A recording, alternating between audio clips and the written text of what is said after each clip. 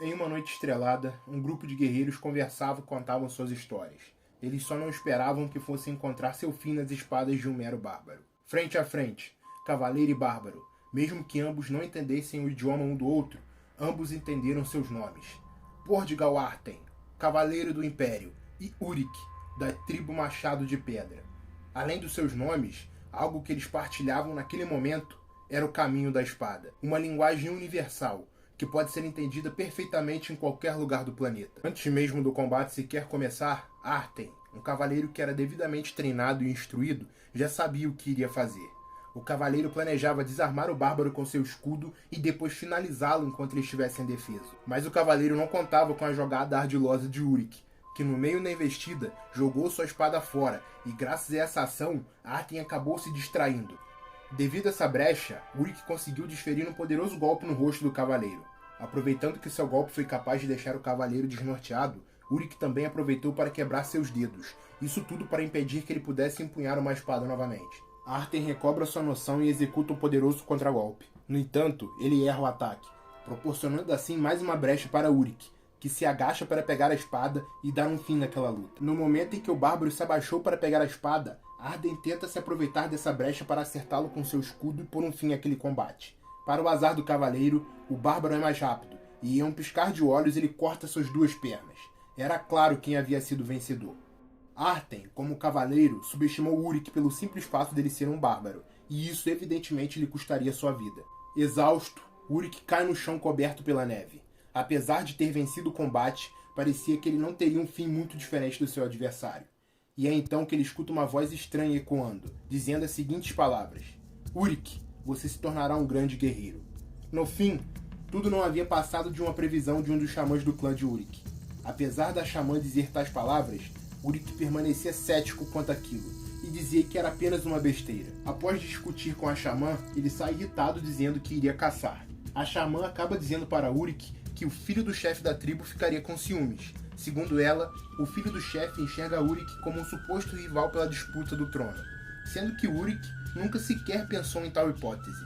Apesar de Urik não se enxergar nessa disputa, outros membros da tribo não pensavam da mesma maneira, e por conta disso, ele já tinha alguns apoiadores na disputa pelo trono. Ao encontrar-se com seus amigos, um deles lhe pergunta se ele estava conversando com a velha de novo.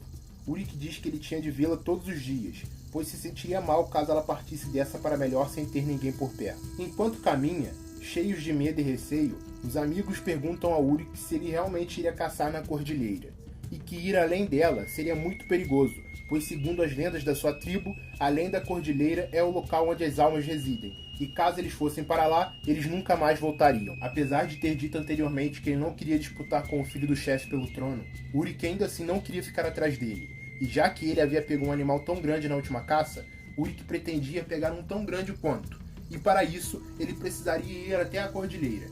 Para acalmar seus amigos, ele garante que eles não passariam da cordilheira, eles fariam a mesma coisa que os adultos da tribo já fazem, eles iriam apenas até a base dela. Para inflamar seus amigos, que mesmo após a explicação permaneciam desconfiados, Urik diz que não precisava de covardes nessa caça, e que aqueles que não fossem corajosos poderiam voltar para a tribo.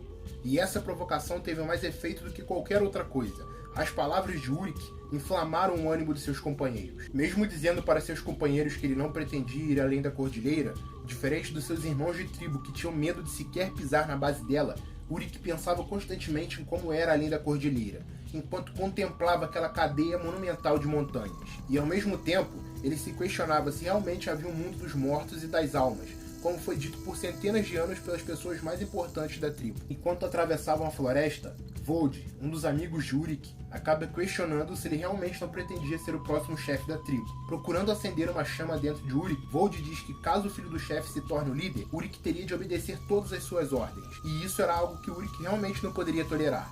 No fim, Urik acaba dizendo para Vold calar a boca e que ele iria pensar sobre o assunto outra hora. Distraídos pela conversa, o bando acaba sendo emboscado por uma força desconhecida. Uma chuva de flechas é lançada contra eles. Urik, o primeiro a perceber, grita para que todos eles se abaixem, mas já era tarde demais, e alguns de seus amigos acabariam por serem alvejados pelas flechas. Ao segurar uma das flechas, Urik observa que ela é projetada de uma forma diferente e que os materiais utilizados na produção delas são muito diferentes das suas. Ao perceber que eles haviam sido encurralados por uma força desconhecida e que seus companheiros foram feridos seguindo suas instruções, Urik resolve assumir toda a responsabilidade e ordena que Vold pegue seus companheiros feridos e volte para a tribo. Vold diz que não iria deixá-lo sozinho, mas Urik se mantém implacável e é ainda mais agressivo nas ordens, dizendo que caso ele não faça o que foi ordenado, ele pagaria caro pelaquilo. Morrer juntos é importante, mas salvar seus irmãos também é.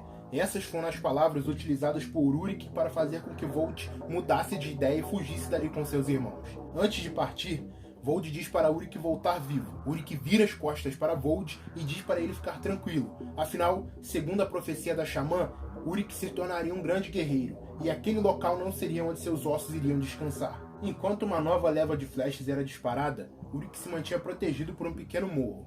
Era difícil para ele traçar um ataque sem saber a posição exata do seu adversário. Tendo isso em mente, Urik corajosamente se joga um meia-chuva de flechas, as quais nenhuma é capaz de acertá-lo. Ao mesmo tempo, ele joga uma lança na direção dos disparos da flecha e corre por trás dela. Sua estratégia funciona, e ele consegue achar os seus inimigos. Para Urik, foi uma surpresa e tanto, não o esconderijo deles em si, mas o idioma e as roupas que aqueles humanos vestiam. Ele percebe que havia se deparado com humanos pertencentes ao outro lado da montanha. Aqueles soldados não eram burros. Eles entendiam que o humano, vestindo peles e outros tecidos já ultrapassados em sua frente, não era normal. Nenhum humano comum faria o que ele fez. É então que o líder daquele esquadrão aparece, um homem que claramente se destacava entre os demais. Enquanto aqueles soldados vestiam roupas que lhe garantiam pouca proteção, aquele homem portava uma armadura de metal que protegia seu corpo por completo. Ele era ninguém menos que o Cavaleiro Arthur, e por ser alguém tão poderoso, ele já havia decidido que lutaria contra aquele bárbaro sozinho, já que ele se julgava capaz de capturá-lo vivo e dá-lo de presente para a majestade do Império. Segundo Arthur, seria uma forma de comemorar uma descoberta de uma nova terra. Arthur tinha a convicção de que os machados de um mero bárbaro não seriam suficientes para atravessar sua armadura. E não só isso, ele também estava empunhando sua espada ao contrário. Tais ações foram facilmente entendidas por Urik. Ele sabia que o cavaleiro tinha uma convicção quase que absoluta em sua armadura, e também sabia que ao segurar a espada daquela forma, eles pretendiam capturá-lo vivo. Apesar de Urik ver esse ato como um insulto, ele ficou bastante animado com a situação. Arthur, por julgar que os machados daquele bárbaro não eram uma ameaça, avança em linha reta sem nenhuma outra estratégia. Tal ato demonstrou ser um erro gigante. Urik detém o avanço de Arthur lançando um de seus machados na direção da viseira do cavaleiro. O machado não só penetrou no capacete, como feriu Arthur. Mesmo tendo sido lido e interceptado com tamanha facilidade por um bárbaro, Arthur permaneceu com a ideia de capturá-lo vivo acesa em sua cabeça, e continuou manejando a espada ao contrário. Arthur tenta acertar Urik com a empunhadura de sua espada, mas acaba errando o golpe. Urik aproveita esse deslize para se posicionar no campo cego do cavaleiro, e então realiza um chute poderoso contra seu rosto. Ao derrubá-lo, Urik pega o machado e parte para dar um fim naquele combate. Enquanto se preparava para realizar o golpe fatal, ele acaba sendo alvejado por uma chuva de flechas e sendo preso por algumas cordas. No fim, Urik acabou de fato sendo capturado com vida. Urik agonizava devido à dor da flechada e o frio extremo que estava fazendo. E ao mesmo tempo, ele também percebeu que havia um mundo completamente diferente do que era dito pelos xamãs da sua tribo. Não havia um mundo dos mortos e das almas, mas sim um mundo completamente diferente do que ele vivia. Ele também entendeu o porquê da sua tribo nunca ousar ir além das cordilheiras. Se eles ousassem fazer isso, obviamente seriam impedidos pelo frio extremo. Enquanto isso, os soldados bebiam e jogavam conversa fora. No meio disso tudo, Urik solta uma grande risada, fazendo com que eles se questionassem o porquê daquele bárbaro estar rindo igual um louco. É então que eles notam que Urik havia se soltado.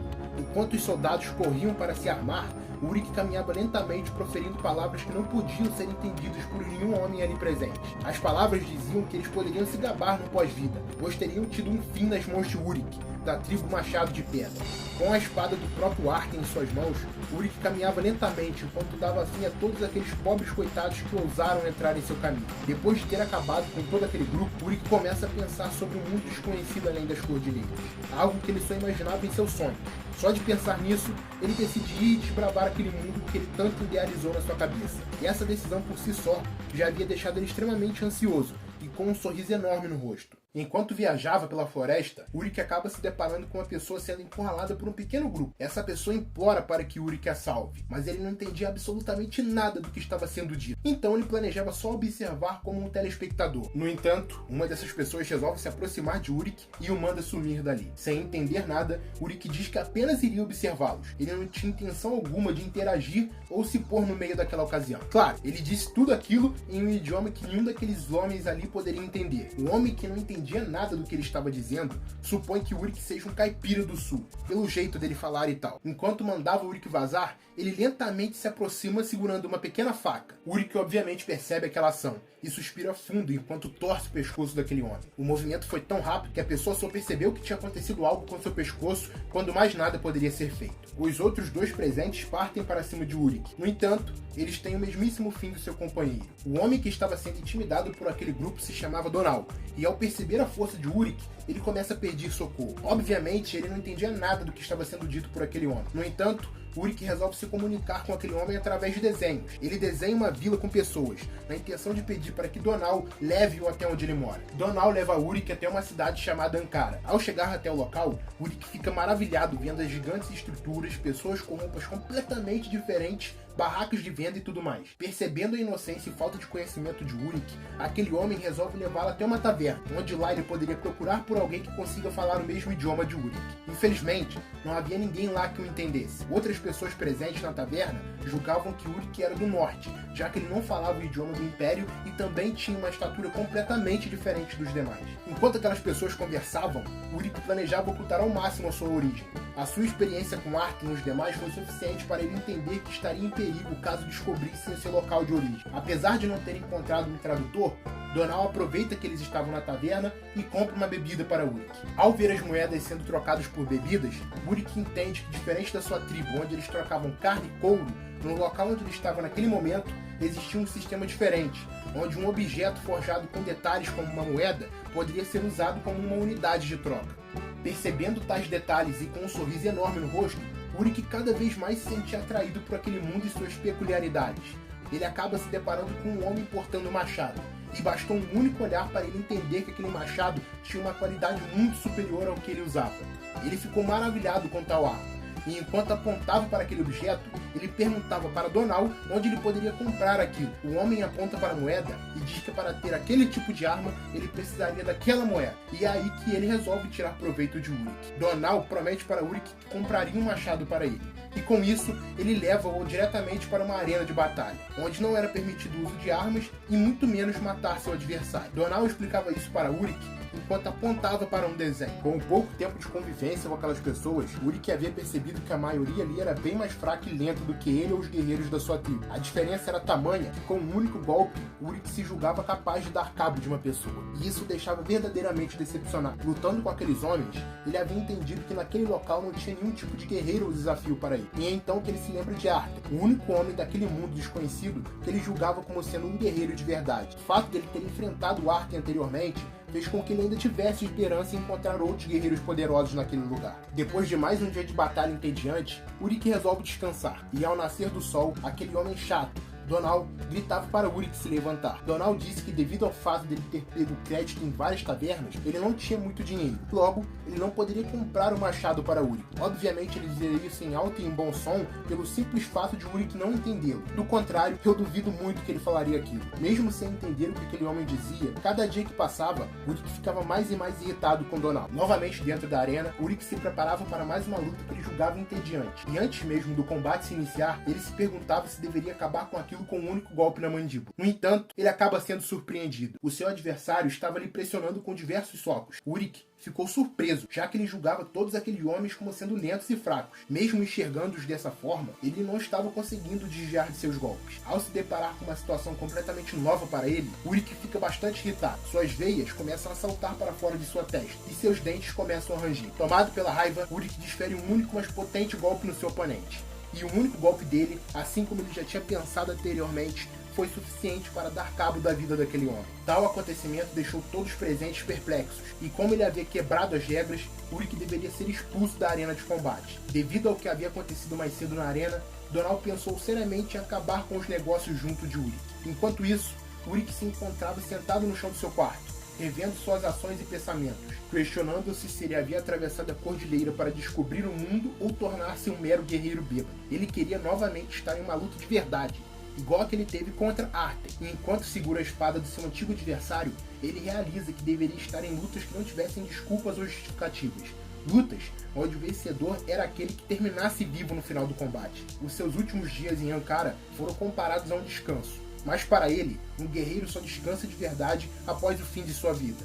Enquanto caminhava pela cidade com Donal, Urik acabou agradecendo-lhe por ter lhe apresentado o local e suas peculiaridades. Ao chegarem no destino final, Urik percebeu que tinha voltado para a arena, onde outrora ele havia sido proibido de colocar seus pés.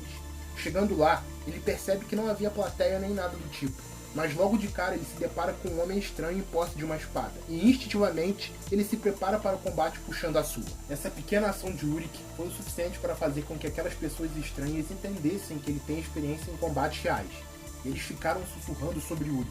No entanto, Donal, que estava fazendo uma espécie de negociação com eles, disse que estava tudo bem e que eles não precisavam sussurrar, já que Urik não sabia a língua deles. Na arena, um homem estranho entrega uma espada de madeira para Urik, na intenção clara de testá-lo. Ele sabia disso, e no primeiro ataque de seu adversário, Urik consegue não só desviar, como também tomar a sua espada. Tal ação deixou seu adversário paralisado. Urik pega a espada de madeira e devolve para o homem. Ao mesmo tempo, ele joga sua própria espada no chão. Isso obviamente deixou seu adversário enfurecido, fazendo com que ele partisse para cima de Urik, que mais uma vez toma sua espada e o joga contra o chão. Irritado com aquele teste, Urik diz para eles pararem com aquilo, que ele já manejava uma espada desde seus 5 anos de idade. O homem que estava negociando a compra de Urik com Donal desce até a arena batendo palmas e completamente satisfeito com o que ele havia visto. É então que ele oferece 5 milhões de sil por Urik.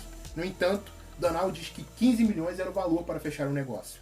O negociante não pensa 2 vezes e aceita pagar os 15 milhões. Enquanto a negociação ocorria, Urik começa a ler toda aquela situação. 2 guerreiros armados e uma bolsa de dinheiro foram motivos mais do que suficientes para ele roubar a espada de um daqueles estranhos e arrancar fora a mão de Donal antes mesmo que ele ou qualquer outro presente naquela sala percebesse. Urik se aproxima de Donal e diz que estava na hora dele perder sua língua de cobra. E dessa vez, ele não estava dizendo no idioma natal de sua terra, mas sim no idioma imperial. Donal fica em choque e começa a pedir para que Urik poupe-o. Urik, com um sorriso maligno no rosto, diz para Donal falar com mais calma, já que falando rápido daquele jeito, ele não entenderia nada. E em seguida, o que acontece é um banho de sangue, uma cena bestial que assusta até mesmo o negociante presente no momento. Aproveitando o que estava acontecendo, ele diz para Urik que aquilo tudo foi um mal entendido e vira as costas querendo ir embora. No entanto, Urik diz para ele esperar e concluir o negócio, o que pega aquele cara de surpresa. Urik queria de fato negociar com aquele homem para que ele pudesse virar um gladiador. Urik, no entanto, seria um gladiador livre. Ele conseguiria obter mais da metade dos lucros ganhos na luta. No entanto, ele deveria conseguir isso tudo sozinho. Ele pergunta sobre o idioma imperial, mas o negociante diz que um gladiador não precisava daquilo. E é então que ambos começam a rir. Depois de concluir o negócio, um homem se apresenta para Urik como Horus, um mercante de escravo e um gladiador intermediário.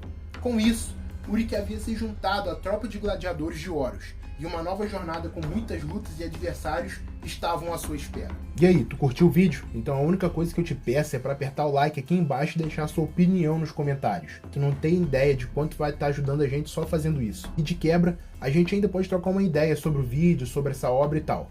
Então é isso, vejo todos vocês no próximo vídeo. Valeu!